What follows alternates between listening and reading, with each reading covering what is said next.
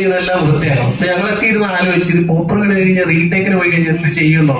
അപ്പൊ അത്രയും ജൂനിയർ ആർട്ടിസ്റ്റുകളൊക്കെ വളരെ ആത്മാർത്ഥമായിട്ട് ആ ടീമിനോടൊപ്പം നിന്ന് ആ ഒരു എക്സ്പീരിയൻസ് ഞങ്ങൾ ഞെട്ടിപ്പോയി. കാരണം ഈ ക്രൗഡിനെ വെച്ചിട്ട് എത്ര സീന് എടുത്തെന്ന് ചോദിച്ചാൽ കുറെ സീൻ എടുത്തു തോന്നുന്നു ഒന്നാമത്തെ ആ ദിവസം. സാധാരണ 1-2 സീനെ ഒരു ദിവസം എടുക്കത്തുള്ളൂ. അപ്പോ ആ ഒരു എക്സ്പീരിയൻസ് ഒന്ന് ഷെയർ ചെയ്യാൻ പറ്റുമോ?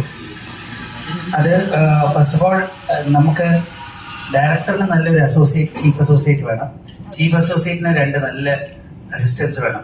സെയിം വിത്ത് സിനിമാറ്റോഗ്രാഫർ, സെയിം വിത്ത് ആർട്ട് ഡയറക്ടർ, സെയിം വിത്ത് കോസ്റ്റ്യൂം ഡിസൈനർ. അപ്പം നമുക്ക് ബേസിക്കലി ഇത് മാനേജ് ചെയ്യുമ്പോഴത്തേക്ക് ഈ ഐഡിയ അങ്ങ് അറ്റം വരെ എത്തുമോ എന്നുള്ളത്, ചൈനീസ് വിസ്പർ പോലെ ഇത് അവസാനം അവിടെ എത്തൂല. അതാണ് മിക്കവാറും പറ്റുന്നത്. എന്ന് വെച്ച് കഴിഞ്ഞാൽ ആ വണ്ടി എടുത്ത് മാറ്റിയിടും എന്ന് പറയുമ്പോഴത്തേക്ക് വണ്ടി തന്നെയാണോ മാറ്റിയിടുന്നത് നമുക്ക് സംശയം വരും. അങ്ങനെ എത്തുന്നില്ല മെസ്സേജ്. അപ്പൊ ഇത് നമ്മൾ കുറച്ചു പ്രാവശ്യം വർക്ക് ചെയ്യുമ്പോഴത്തേക്കും ഈ ഒരു കമ്മ്യൂണിക്കേഷൻ ക്ലിയർ ആവും.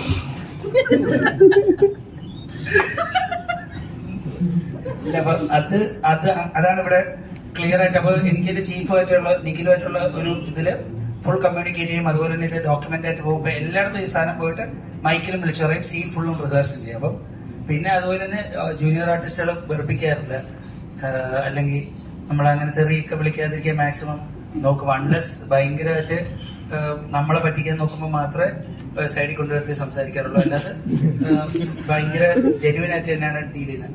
അങ്ങനെ ഡീൽ ചെയ്യുമ്പോഴത്തേക്ക് അവരും ഇതിൻ്റെ അകത്ത് ഭാഗമാണെന്ന് തന്നെ അവർക്ക് എന്ന് വെച്ചാൽ അവരും ആ സെറ്റപ്പിൽ വേണം.